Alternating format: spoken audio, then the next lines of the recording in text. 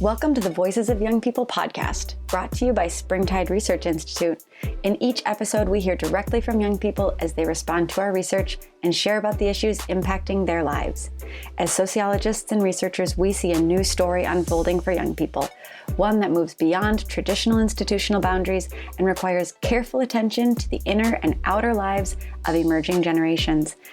At the intersection of being and becoming, it's the Voices of Young People.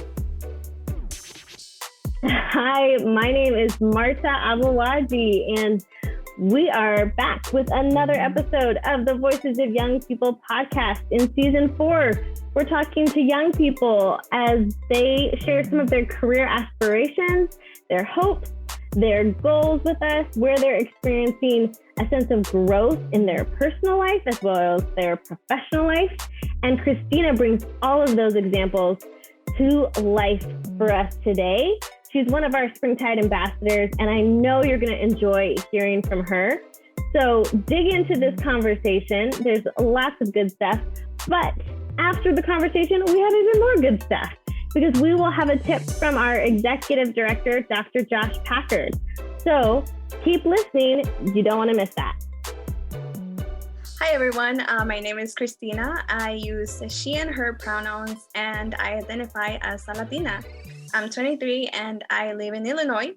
Currently, I'm working on completing a certification to become a healthcare interpreter, and I like to travel to meet new people and try new restaurants.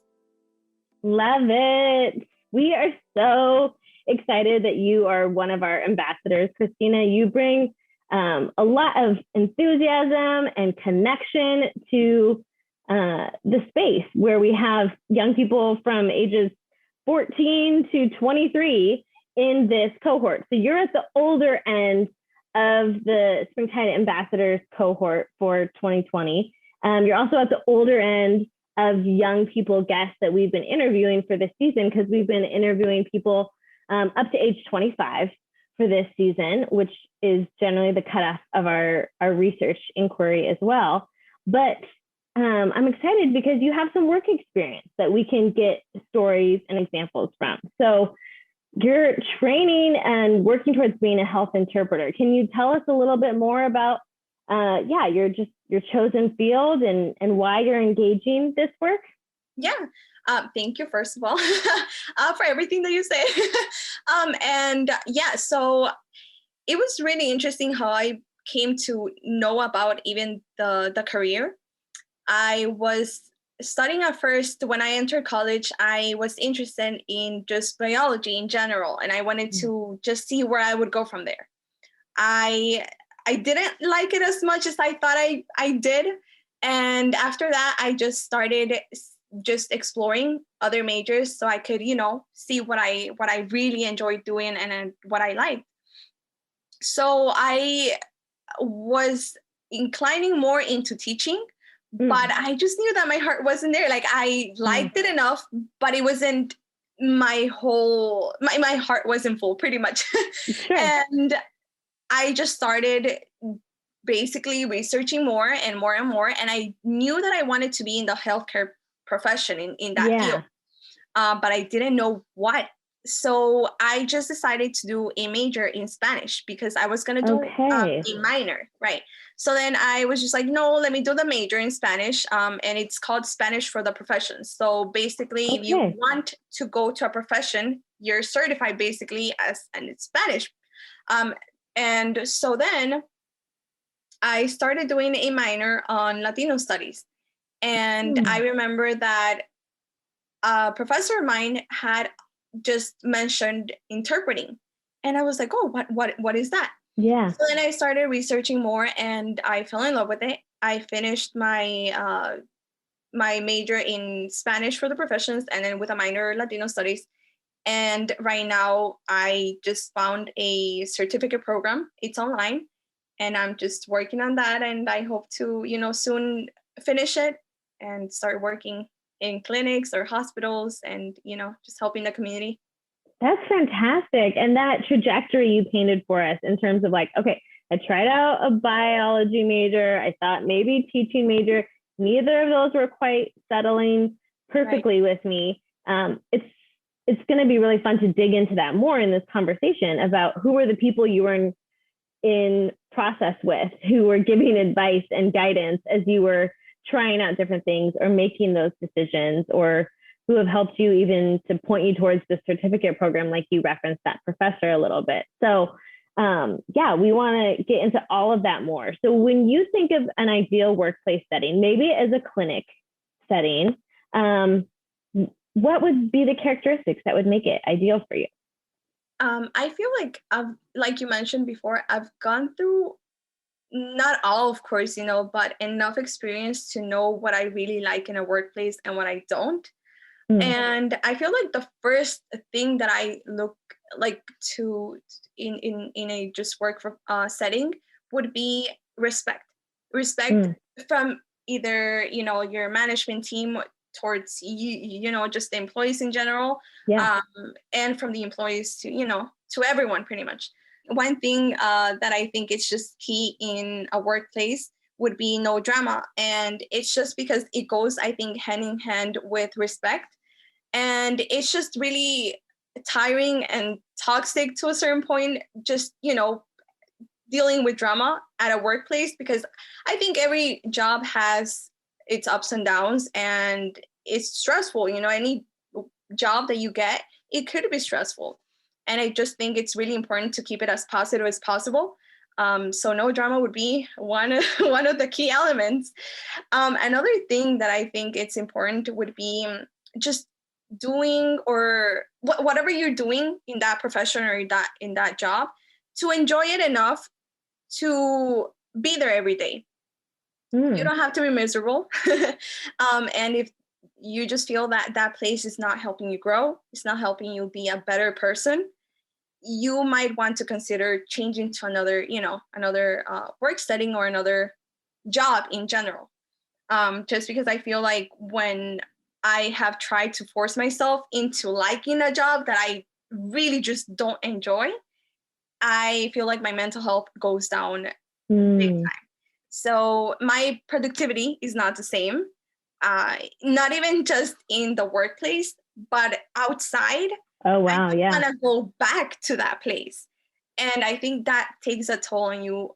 That's just not necessary. If you have options, you might consider, like I said, switching, getting out of there, just because your mental health is the most important thing. Because if you're not good, then you're not going to do good things in life. You're not going to do good at your job, even with your friends, at events, anywhere pretty much. So I think that would be one of the key elements that I would say for a workplace.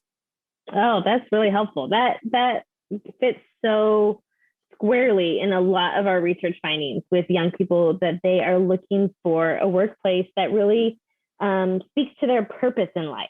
And I felt like I already heard that in your intro, even in what you are wanting to do. You're like, okay, this isn't a right fit. This isn't a right fit, but this gives me a sense of meaning. Right.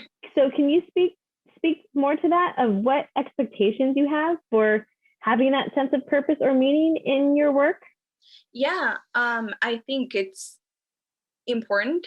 And for me, speaking for myself, right, I have seen family members that are older, even my parents, that have had to work at places where they really don't find their purpose, or they don't feel, their life.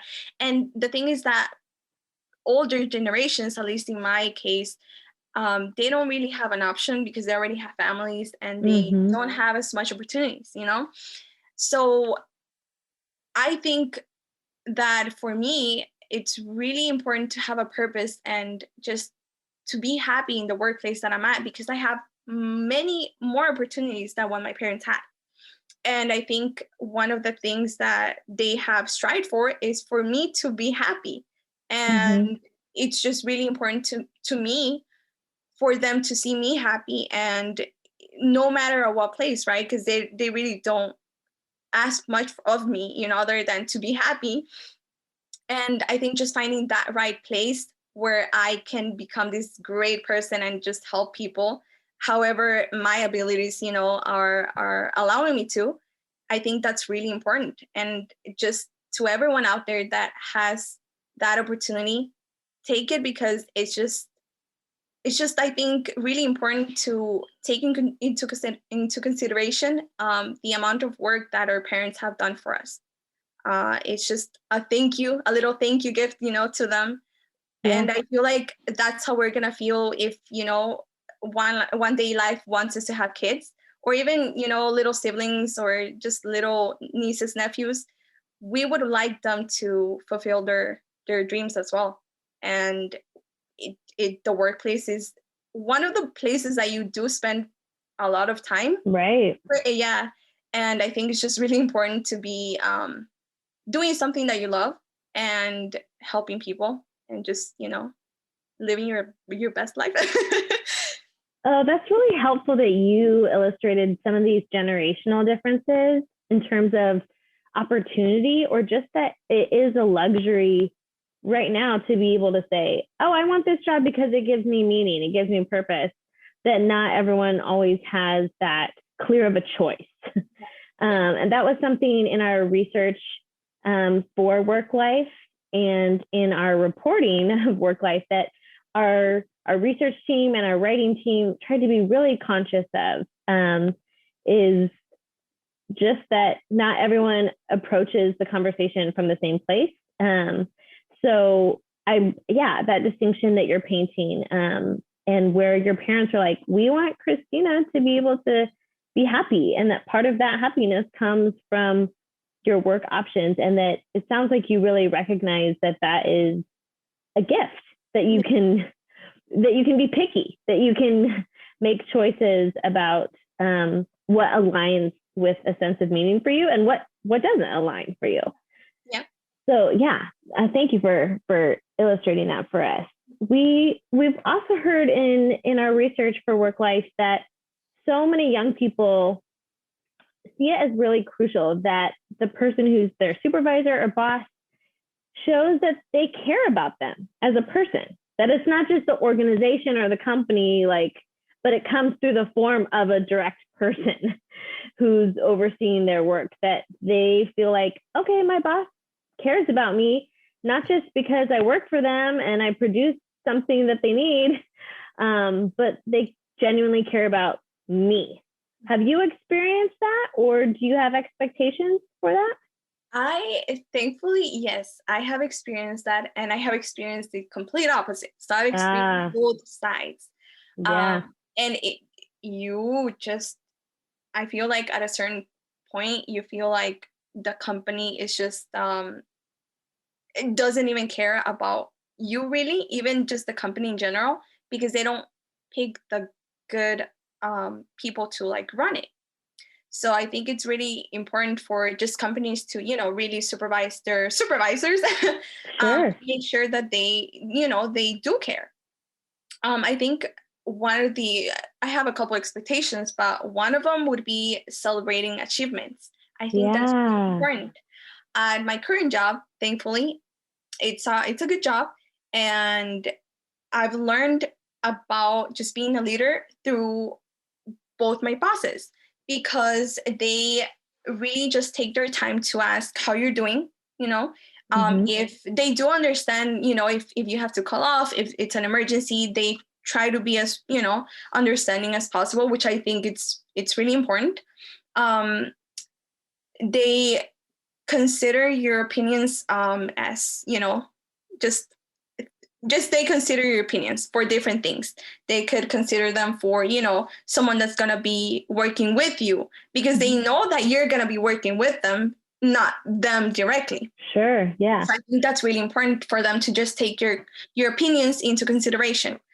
Another thing would be, and this is the biggest one, I feel, respecting you, showing respect towards you, just because, a lot of bosses think that they're too superior to you, and they don't take their time to actually appreciate you just as a human being, Yeah. So I feel like respect is one of the most important things, but the other ones that I mentioned are as crucial, but yeah, those would be the ones that I would have in mind right now. I'm glad that you are in a place currently where you feel like that is embodied in really helpful ways. But I think the fact that you've also been in previous places where that wasn't the case, it makes, when I imagine when it does happen, it stands out so much because you've felt the opposite. So for anyone who's in an HR role, who's listening to this podcast, or who already supervises younger employees who are maybe newer to the field or to the company, I think these takeaways you're bringing are really key of what does respect look like? Well, it means checking in with me. It means celebrating accomplishments. Those are major findings that we have in our report. But when you bring it to life on the podcast, I think it brings the point home that much clearer for people to hear directly from your own perspective. We also know that, the title of the book is Work Life, and work-life balance is something that there's often an assumption that it's just for older employees, that when you're young, you can devote all your time and energy to work. And those considerations of work-life balance, you can worry about that once you have your own family or you're taking care of someone. Right. How would you respond to that type of an assumption? And do you think workplaces need to also help young people foster and value work-life balance? Oh, the assumption, I just think it's just, no, you shouldn't make that assumption. It's just a no there. Why? The reason is just because we have so much life as young people that spending it or even wasting it at a workplace, it's just no. I don't like the idea, just because our life is just too valuable and too short to, just be working. I think not only because of that, but just because we as human beings aren't just, robots that we can just, plug some batteries there and we'll just gonna be new as new. Right. But I just feel like mental health is just a big factor in our lives in general. I think it just takes a toll on you when you're just working and working and working and working, and you just come home, eat, go to sleep, if anything, do some things here and there, and just go back to work again. It's really tiring, and you lose a sense of your own being when you're trapped in that cycle. It becomes a cycle, and it's really hard to break it, because then you become this person that can't stop working. At a certain point, it just becomes your way of being, and you don't know when to stop. I think it could become that. And honestly, it almost became that for me. Wow. I used to work at basically, my regular job from 9 to 6. And I mean, that's the job that I still work at the clinic. But then I used to work at a side job on Sundays. So the only day that I had off pretty much was Wednesdays. And I had to do everything that I couldn't do the whole week in that Wednesday. Right. So it just became too much. And sure, money is important, if you like to, especially if I'm living by myself right now with a roommate. So, rent is not the cheapest. And just things that you just like to buy because you're young and you're a person, you just like to buy clothes and this and that, blah, blah, blah, which is normal, as you should. But there just becomes a point that money is just too important to you, that you don't even realize that it's eating your life away. And if you don't have a life, you won't be able to spend that money anywhere, not even in traveling or in things that you just like to do. I think you just even start forgetting the things that you enjoy doing outside of work, because your mind is just work, and let me go, I have to go meal prep, I have to go do this when I get out of work, I have to go, grocery shopping. And it just becomes this place of, like I said, this cycle of just work.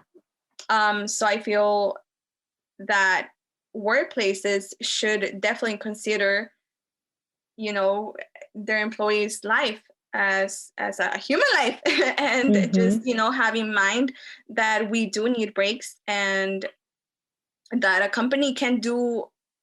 Yeah, I feel like sometimes companies focus a lot on like the money that they can produce a day, and they overwork their workers. And sure, you win more money, right? Your paycheck looks a little fuller or whatever, but at the end of the day, I feel like interaction with other people outside of work is really crucial. Interaction, even with family members, even with yourself, just time by yourself that you can just breathe and not have to do anything is super important. Again, it just goes back to the mental health. Because if you're not good, if you don't feel good, if you don't feel that you're just doing something good with your life, then you're just going downhill from there. So I think it's really important too. Oh, well said. Well said with all of those points you brought. It really connects well to my next question when you're talking about the places you want to spend your time, the other people and communities and settings that give you a sense of meaning. You've already mentioned today that people spend more time at work now than ever before. But there's a lot of data on that for all different age groups. So we also want to know, when we talk about work life, when we talk about helping young people flourish and find balance, where else do you find meaning? What other hobbies, passions, communities give you that? Yeah, so I consider myself a pretty fun person. Like I said in my intro, I do like to just travel, I like to try new places, new restaurants, especially restaurants. I love to eat. But I do think that the sense of community is really important. And like I said, interaction with other human beings is super important. So apart from just, hanging out with friends and doing all the fun activities that I do, I am part of an organization named Iscali. And it's a Catholic organization. It's aimed mostly for young Latinos. And I found out about Iscali around maybe 3 years ago. It was in 2018. That's when I did my first retreat. And I just found a sense of community there. Not only that, but it helped me with my faith. And for me, faith is just super important because it keeps me aligned with my purpose in life. And it's really nice to just see that there's other people my age that care about the same things that I care about, and I can share with them, and I can just be myself with them. And so this organization has helped me so much. I found out about hold on. Okay, you're good. Thank you. I found out about Springtide through them because they connected. Oh, great. Yeah, so that was pretty interesting. And I am also I'm a tutor in Big Shoulders. It's an organization as well, and it was through Iscali that I found about it that way. And so I think it's just Iscali has been really like the focus place in my life, and has helped me branch out into different things that that I'm enjoying to do. Right. So yeah, I think those things are really important. Again, it's not about just working. It's about finding your purpose in other things that you can do, So yeah. You are a fun person. I want to affirm that. You're totally a fun person. But I love that you are like, okay, yeah, I like to have fun, but I also have a real sense of being grounded in these communities. And that's so cool to hear that, one specific community networks you to another one. And that sense of networking has so many applications to career prospects as well. So the fact that you're already taking advantage of that, those connections in your personal life, I'm sure that will translate to professional goals you have as well. So when you have to make these career decisions, who do you turn to? Or even just the decisions you had to make about what you wanted to study in school as well. Who gives you guidance?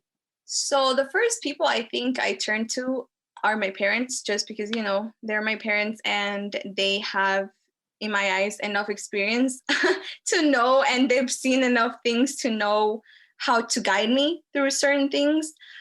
However, I do think it's important to take advantage of the connections that you have, of the friendships that you have, of people that you know. And I do turn into a lot of people for opinions, for just guidance in general, because there's different people that have different experiences. So I just like to take a little bit of everything from, certain people that, that have the experience that I want. And I just kind of, form my little puzzle. And that's when I make my own decision, being like, okay, this person told me this person told me that. And it's just different people are going to give you always different opinions, even if it's the same workplace, even if it's the same question, they're going to give you different answers because they have different perspectives. So I think just putting your 2 senses to it and just being like, okay, I need to hear different perspectives from professors, from teachers, from even younger people than me, because they have gone through different experiences than I have. I just think it's really important to take into consideration all these things and just be okay with taking certain, opinions and factors from other people. So I honestly, my answer to that, I think it would be, I turn to anyone that I feel could help me. So, yeah. Wow, you have an open mind, like to be able to weigh through a lot of different opinions and perspectives too. But it sounds like you just find immense value in having the variety, the spread of different perspectives and opinions. Some people might feel really overwhelmed by that, but it sounds like the way you operate is like you want that input from multiple sources. Yeah, and like just going back to that a little bit, some people, like you said, find it a little overwhelming and they're a little more reserved, and they just tend to go to certain people to, for advices, and that's fine.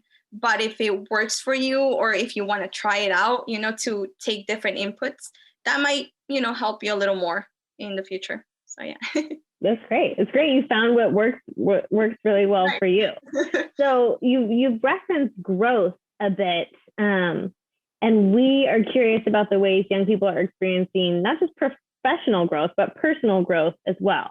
So I'm wondering if there's a specific trusted adult who has really shown you that they care about you, that they're concerned, or that they want what's best for you. And if that has, triggered some personal growth in your life. Yeah. I think that the person that comes to mind would be my Latino studies professor. I met her when I was doing my minor in Latino studies, and she is just an amazing person overall. She is a Latina, and she just has taught me so much about myself, I think. And just her experiences have taught me to be this strong, independent woman, and I might not be, the fulfillment of that woman that I want to be, but I'm getting there. And I think she's been just this person that has guided me without even purposely doing it. She just has cared about me as just a human being. And I just have so much love for her. So I think overall, she's taught me to be this strong person that, can be open-minded and isn't afraid to speak out, what I, of course, respectfully, but to speak out what I feel or what I think. I was really reserved before. Even though I was, I haven't really been much of an introvert throughout my life, but I did kind of reserve a little in certain topics or in certain things that I just didn't feel comfortable with. But I have learned that if you do it respectfully, you can get your point across and learn from different perspectives. Diversity is one of the things that I have, I think it's just one of the most important things in this world. Different perspectives, different backgrounds, different ethnicities, just different everything makes this world fun. Because if not, we would all just be the same. Yeah. So yeah, I feel like throughout the years that I think I grew a lot in college, in my college years. That's where I saw the growth Mm-hmm. and the maturing of just my mind, my mindset. High school me is not the one that you're talking to Yeah. right now, and I am really proud of that. Just because Mm. it does take a lot to switch from, that little switch that you're like, okay, calm down, you can take different perspectives. You're a grown person, and to have conversations outside of those comfort zones that you have usually. Mm. Another thing is just having different friends, and with that I mean just different friends that have different perspectives. I used to just hang out with the people that would think like me, and it was easy because we never got into not arguments, but like complicated conversations. And it was so easy, right? It's so easy to not have those conversations at all. But then the more I've spread out, in different uh, organizations and different just things in general, in different paths, I have encountered more people that have different views as I do. And it's okay. But the beautiful thing is just having those conversations that help you understand other people more. And I think compassion is one of the biggest things that I've learned throughout the years, just because you never know what someone's going through. And that has a lot to do with their opinion. So it's just always taking into consideration, hey, you don't know what they're going through. You don't know how their life has been before that. That makes their, mentality the way it is right now. So just understanding, being compassionate, being a good human being is just one of the things that I think I've learned. And like I said, it wasn't me before. So I'm really proud of, the person that I'm becoming. And of course, just seeking more growth to my being, is something that I aspire to have in the next few Yeah. years. Yeah. Yeah, you illustrated that really beautifully and in a really compelling way, that you're able to see those signposts of like who you were in high school, who you were in college, who you were in now, and be able to recognize that growth as well as that your continual work in progress. Yeah. But I think that serves as just a really lovely way for our listeners to hear how growth happens, yes, professionally, but it coincides with these other places of self-discovery and self-improvement. So also that professor sounds awesome. I'm so glad she was in your life. Are you guys still connected? Yeah. She actually, after college, she decided to do a little group of Latinas just to every Thursday. I haven't joined because of different things. I've had a lot in life right now with the whole moving and just everything. I haven't been able to join, but I told her, to give me a few months to just take a break. Because like I said, it's important to just slow down sometimes. Yeah. But we just talk about different things, about different, issues in the world. And I just think it's really, she's awesome. She's just awesome. Oh, that's phenomenal. Yeah. So it's a little community of, just us talking about things that, and it's not only people from like the United States, from Mexico. She has other people from Mexico join us, and it's just really. Oh, cool. Really, so it's virtual. It's obviously, virtual. Through Zoom. Yeah. Oh, that's wonderful. And I mean, kudos to you in the ways that you're like, I need balance in my life. I'm going to take a pause from the group, but I'll come back to it. I'll circle back to it. I mean, that's exactly what we're talking about in this book, is the ways that we want young people to find balance with all these things we've talked about today, whether it's mentorship, whether it's growth, whether it's just a sense of meaning. So thank you so much. Are there any final thoughts you want to bring that anything we missed in our conversation you wanted to highlight? Just for the listeners, I think just like we had mentioned right now, take a pause in your life and ask yourself if you're doing what you love, and if you're working towards that goal. If you're not, there right now, which is okay. Do what you love. Take time to get to know yourself. It's the most beautiful thing I think we can do. We're the only ones that live with ourselves every day. And I think it's only fair that we get to know each other as much as we can. Like I said, life is short.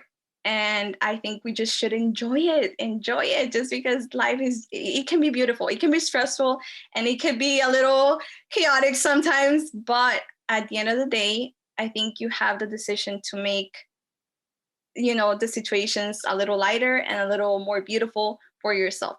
So take care of yourself and just remember to live. Well said, and a really, really lovely way to end this episode. It's been a pleasure. You are always a pleasure to speak with, but I know our listeners are going to take a lot from this conversation as well. So thank you for being you and for bringing all these examples to life, Cristina. Thank you so much. It was a pleasure as well.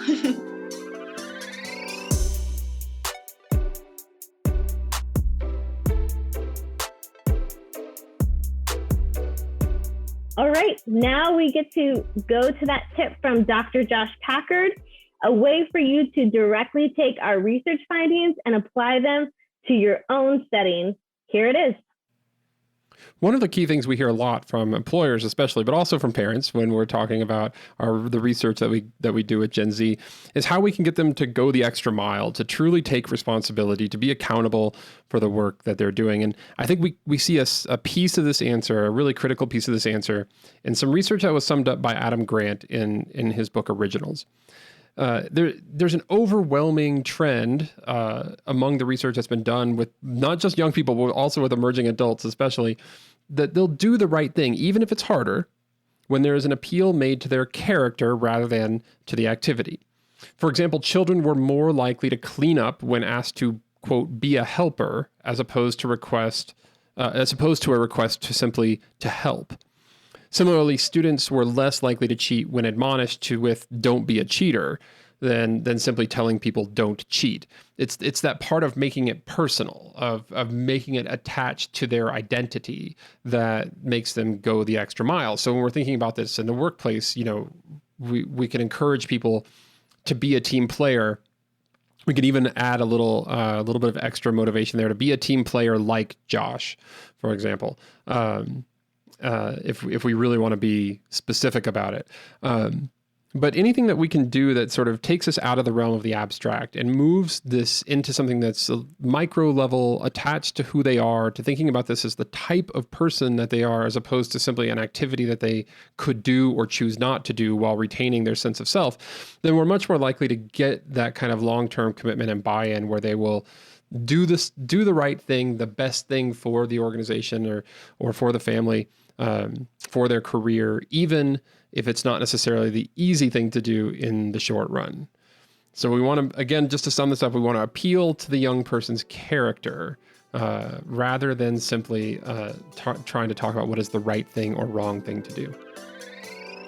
Visit springtideresearch.org to hear more voices of young people and access our full study on young people's expectations and experiences of work, titled Work Life, Helping Gen Z Flourish and Find Balance.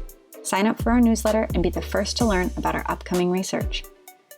Today's show was produced by Marta Abuaji and TJ Birnbaum, with original music by high school student Christian Unthank. Special thanks to our guest today and all the young people whose perspectives and insights make our research possible. Remember to find us on social media at We Are Springtide and learn more about our brand new Writer in Residence program at springtideresearch.org. Thanks for listening.